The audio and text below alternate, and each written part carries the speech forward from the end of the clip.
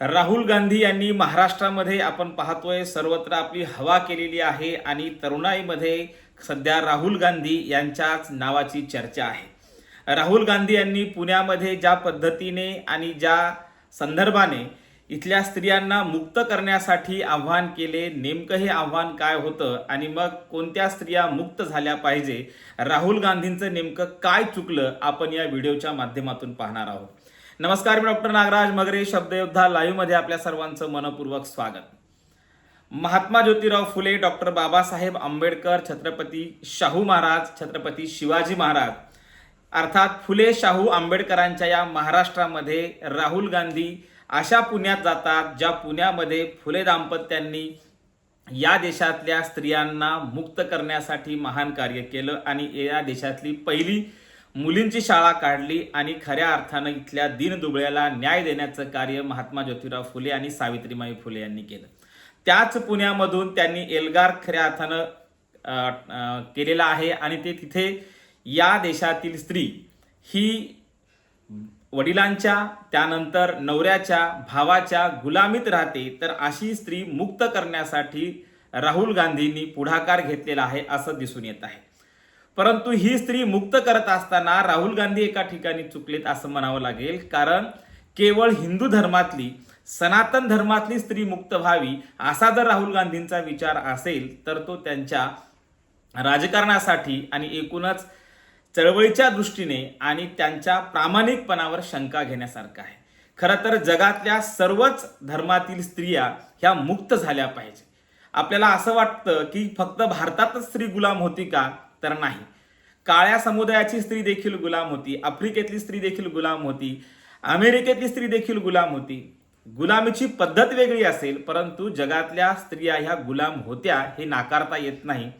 परंतु राहुल गांधींनी मात्र भारतामध्ये त्यातल्या त्यात पुण्यामध्ये जे आव्हान केलंय की ही स्त्री मुक्त झाली पाहिजे, तिला बंधनातून आपण मुक्त केलं पाहिजे आणि पुन्हा नव्याने मनुस्मृतीचा आणि एकूणच या स्त्रियांच्या गुलामगिरीच्या संदर्भाने चर्चा रंगलेली आपल्याला पाहायला मिळते। सोशल मीडियामध्ये सर्वत्र मनुस्मृतीबद्दल लिहिल्या जात आहे की मनुस्मृतीमध्ये सांगितले की स्त्रिया, पशु आणि ही नारी ही कशी आहे, तर ही ही ढोर समानच आहे, यांना बदललं पाहिजे अशी मनुस्मृती सांगते। आणि आज आपण पाहतोय पुन्हा एकदा म्हणजे 1925च्या नंतर पुन्हा एकदा आणि 27च्या नंतर पुन्हा एकदा आता आपण पाहतोय की मनुस्मृतीच्या संदर्भाने सर्वत्र चर्चा सुरू आहे आणि सर्वच बोलायला लागले। पण या देशातली फक्त हिंदू धर्मातली त्यातल्या त्यात सनातन धर्मातली स्त्री ही गुलाम आहे का, तर याचं उत्तर प्रत्येकाकडे नाही असंच आहे। परंतु एकाच धर्मातली स्त्री मुक्त व्हावी असं जर राहुल गांधींना वाटत असेल तर ते कुठेतरी इथल्या स्त्रियांना मुक्त करण्याचं राजकारण करत आहेत, त्यांना स्त्री मुक्त व्हावी असं वाटत नाही असंही म्हणावं लागेल। आणि मग आपण पाहतोय की आज शनी शिंगणापूरच्या चौथाऱ्यावर एखाद्या स्त्रीनं जाणं अगदी परवापर्यंत तिथं पाप मानलं जातं। आजही मासिक पाळी आल्यानंतर स्त्रियांनी देवळात जाऊन एखाद्या वेळेस पूजा करणं हे देखील अशुभ मानलं जातं आणि ते धर्म बुडवण्याचं लक्षण मानलं जातं। तेवढंच नाही तर आज कोणतीच स्त्री सनातन धर्मातली ही नारळ फोडू शकत नाही किंवा हनुमानाला एखादी स्त्री जाऊ शकत नाही। मग याच्या मागचं काय कारण आहे? मग ही स्त्री नक्कीच मुक्त झाली पाहिजे, परंतु काय एखाद्या मस्जिदमध्ये आज एखादी स्त्री जाऊन तिथे नमाज पठण करते का, तर याचं उत्तर नाही असं असेल। आणि म्हणून या देशातल्या मुस्लिम स्त्रियांना मुक्त करायचं नाही का, त्यांना त्या गुलामीतून आपल्याला बाहेर काढायचं नाही का, त्यांचा जो काही भुरका आहे तो आपल्याला त्यांच्या गुलामीचं प्रतीक दिसतो तो उतरवायचा नाही का, त्यांच्यामध्ये प्रबोधन करायचं नाही का, का फक्त एकाच समुदायामध्ये आपण प्रबोधन करणार आहोत, हे कुठेतरी राजकीय दृष्ट्या चुकीचं वाटतंय आणि कुठेतरी एक राजकारण वाटते।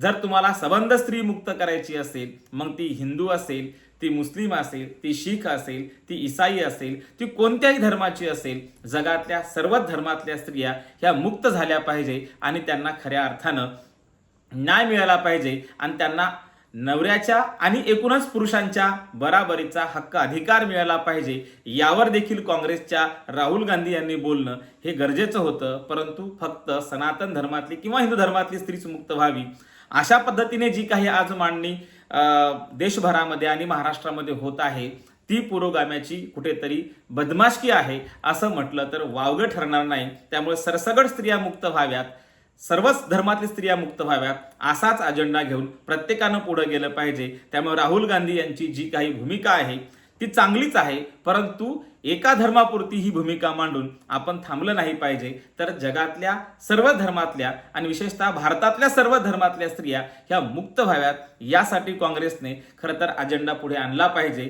सर्वांना आश्चर्य वाटलं, राजकीय दृष्टिकोनातून काही मांडणी होतीये का, परंतु तशी न करता या स्त्रियांसमोर, या मुलींसमोर ज्या पद्धतीने राहुल गांधी यांनी मांडणी केली ही स्वागतार्ह आहे. परंतु एका धर्मातली स्त्री ही मुक्त व्हावी हा जो काही अजेंडा आहे तो मात्र कुठेतरी राजकीय वास येणारा आहे. त्यामुळे याला राजकीय वास येऊ नये आणि म्हणून सर्वच धर्मातल्या स्त्रिया ह्या मुक्त झाल्या पाहिजे असं महात्मा ज्योतिराव फुलेंना वाटत होतं, असं सावित्रीबाई फुलेंना वाटत होतं. आणि तो अजेंडा जर काँग्रेस आणि त्यांचे कार्यकर्ते पुढे घेऊन जात असतील तर त्यांचं स्वागतच आहे. परंतु एका धर्मातली स्त्री मुक्त व्हावी असं न म्हणता सर्व धर्मातल्या स्त्रिया मुक्त झाल्या पाहिजे. सर्व धर्मातील परंपरा ज्या की स्त्रियांना गुलाम करणाऱ्या परंपरा आहेत त्या नाकारल्या पाहिजे आणि त्या स्त्रियांना संरक्षण दिलं पाहिजे. त्यामुळे एका धर्मातली स्त्री मुक्त करून चालणार नाही, तर सबंध धर्मात जगातील सबंध स्त्रियांना मुक्त करण्यासाठी आणि त्यासाठी आपण प्रयत्न केले पाहिजे. सबंध स्त्री मुक्त झाली पाहिजे, ती कोणत्याही धर्माची असो, असा अजेंडा खरं तर राहुल गांधी आणि त्यांच्या काँग्रेसने येत्या काळात चालवला पाहिजे. त्यांचा विचार योग्यच आहे, परंतु एका धर्मातली स्त्री मुक्त होऊन चालणार नाही, तर सर्व धर्मातल्या स्त्रिया मुक्त झाल्या पाहिजे. धन्यवाद. तुम्हाला काय वाटतं कमेंट्समध्ये नक्की सांगा.